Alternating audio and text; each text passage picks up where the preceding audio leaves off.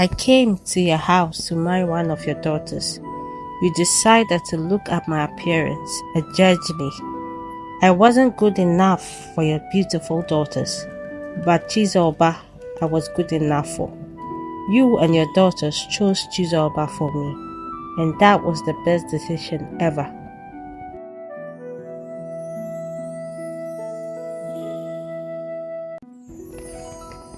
In the silence of Kofro, a village surrounded by beautiful trees and plain blue river, Chizoba served her adopted mother and 3 sisters in a calabash.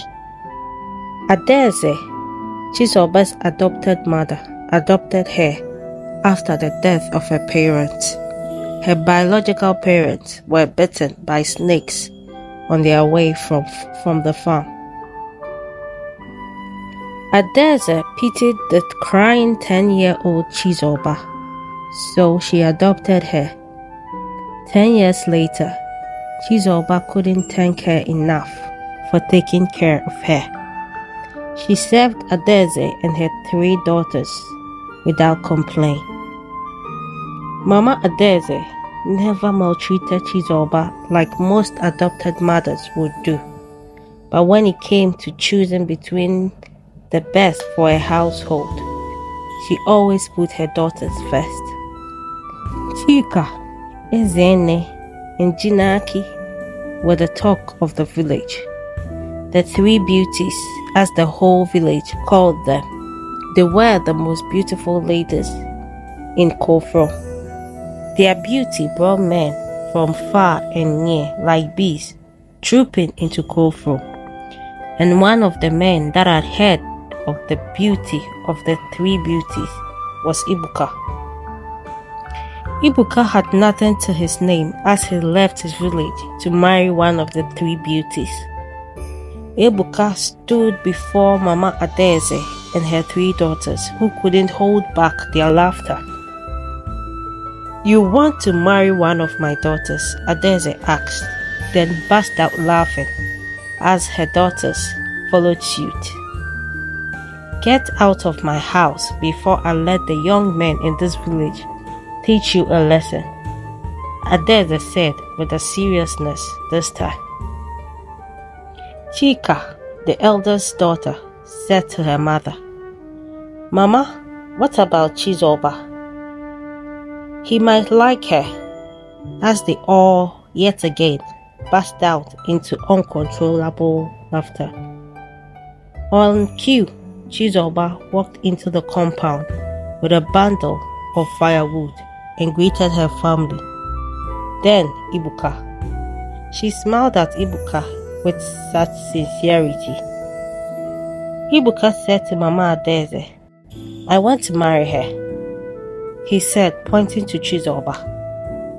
Jinaki, the 3rd daughter, said this time, "You better start helping her then. Chizoba is our house help. If you want to marry her like you just said, you would have to serve me and my daughters for a whole year. No bride price needed. You can have her to yourself after that 1 year and labor and service to me." Mama Adaeze said to Ibuka. He nodded slowly and asked, "Where do I start?" And that was the beginning of Ibuka's torture in the compound of Mama Adaeze. Ibuka sold his pride and dignity to marry a common maid, and it was the best decision he had ever made in his life. Mama Adaeze called Chizoba and said to her, "This young man wants to marry you. He would be serving us for a year. Then after, he can take you away." Tears ran down the cheeks of Chizoba, but she did not have the authority to reject him. Later that night, when everyone had gone to bed, Ibuka entered into Chizoba's heart as she was about to sleep and said to her, "I am sorry for these complications. My name is Ibuka, and I am very sorry for getting you to marry me this, but to make things right, I want to get to know you. I will leave if you do not like me in the course of 1 year. But before that, I would like us to get to know each other. Chizoba stood by her bed in silence and replied, "Thank you for this. Let's get to know each other then." Chizoba and Ebuka did almost everything together. They cleaned the hut, the compound, fetching water and firewood. They grew closer day by day. The quiet Chizoba began laughing more and talking more because of Ebuka. One evening, as Ebuka helped Chizoba at the kitchen, he asked the burning question on his mind. "Chizoba, how did you become a servant in this household?"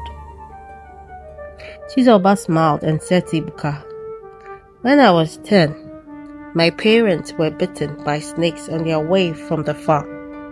Mama Adaeze took pity on me and adopted me. She is a good woman."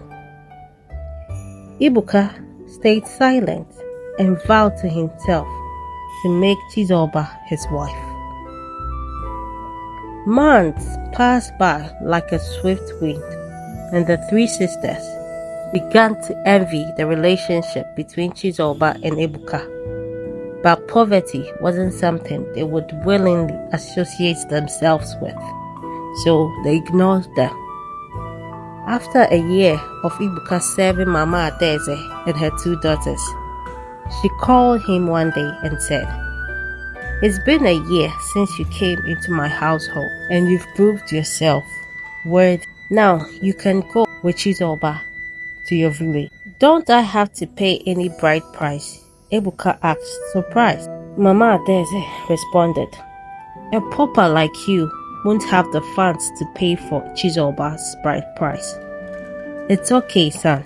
She's all yours," Adaeze said to Ebuka. Ebuka was already packed as they were about to leave. He brought out a huge sum of money in the Naira currency and gave it to Mama Adaeze and said, "This is all my life savings. After I have settled with Chizoba, I will let my brother bring you to our house." With that, he left with his wife.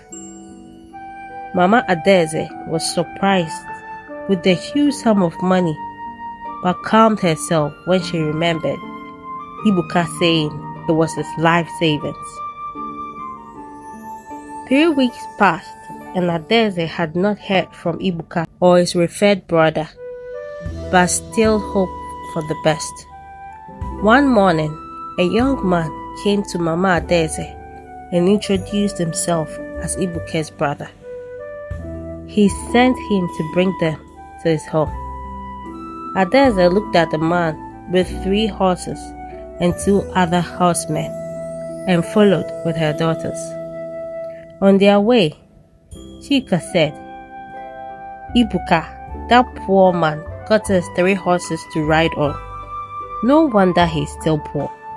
Izene and Jinaka began laughing, but Mama Adaeze stayed silent. She was seeing something her young children were failing to see. After all, they were young children.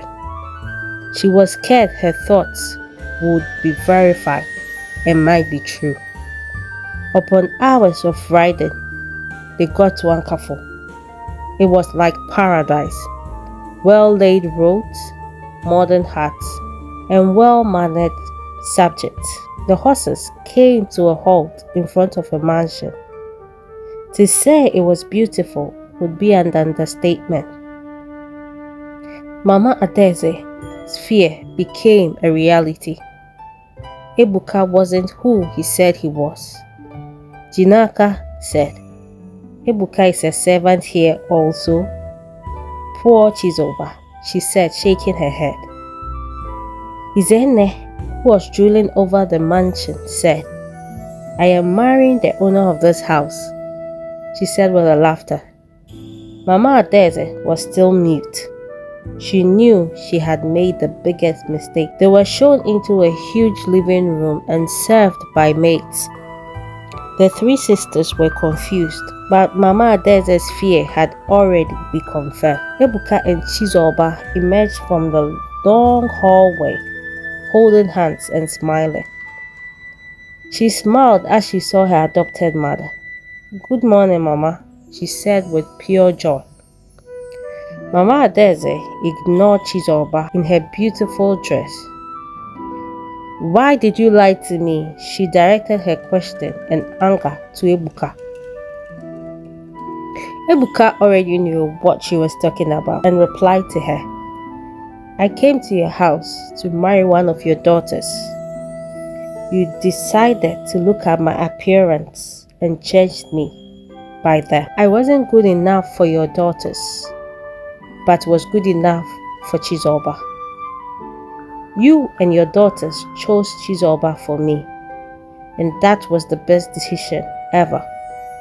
Chika stood and said to Ebuka with anger, "I was the one you should have married, not this thing," she said, pointing to Chizoba. "Now that you know that I'm the richest man in Ankafo, you want to marry me?" As they began creating a scene, Ebuka ordered his guards to throw them out and send them back to Kofro. Mama Adaeze and her three daughters learned that day not to judge a book by its cover.